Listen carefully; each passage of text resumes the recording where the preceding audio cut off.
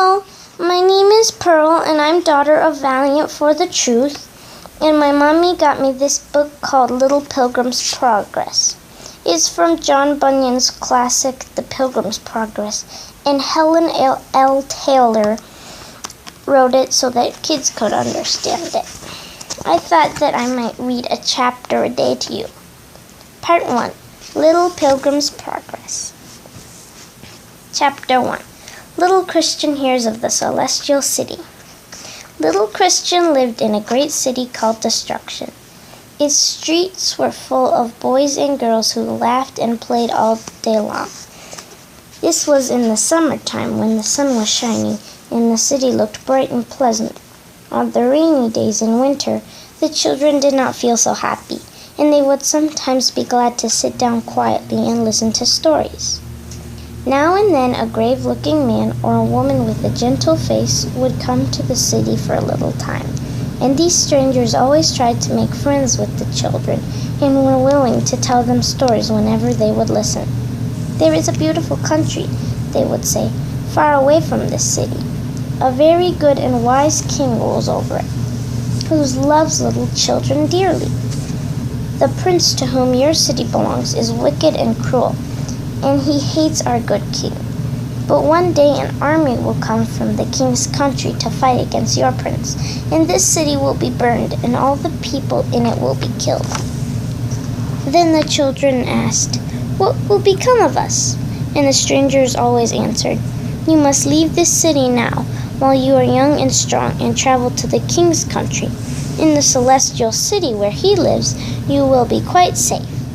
Little Christian heard this many times, and he often thought about it, but whenever he said to his playfellows, "Shall we go to the celestial city?" they laughed at him and told him it was only a make-believe story about the king, and that no city could be better or safer than their own. But little Christian felt quite sure that the strangers had spoken the truth, and one day he found an old book, in which were written the very same things about the king in the celestial city, and their own wicked prince in his city, which would certainly be burned when the king came. He showed the book to his companions, but they laughed all the more and said, "That book was written hundreds of years ago. It is no use now. The king's army has never come, and very likely it never will. At any rate, we may as well play as long as we can." But little Christian did not want to play. He felt tired and unhappy, and he sat down and wondered whether he could find the way to the celestial city by himself. He was such a little boy that he was afraid he might be lost if he tried to make a long journey alone. He opened his book again, and he read a beautiful story in it about the king's own son, who'd once visited the city of Destruction and had spoken kindly to the boys and girls in the street, saying, "Let the little children come unto me." "If he were only here now," thought little Christian, "perhaps he would take me back with him, but I could never go all that long way alone." Then the tears came into his eyes and rolled down his cheeks.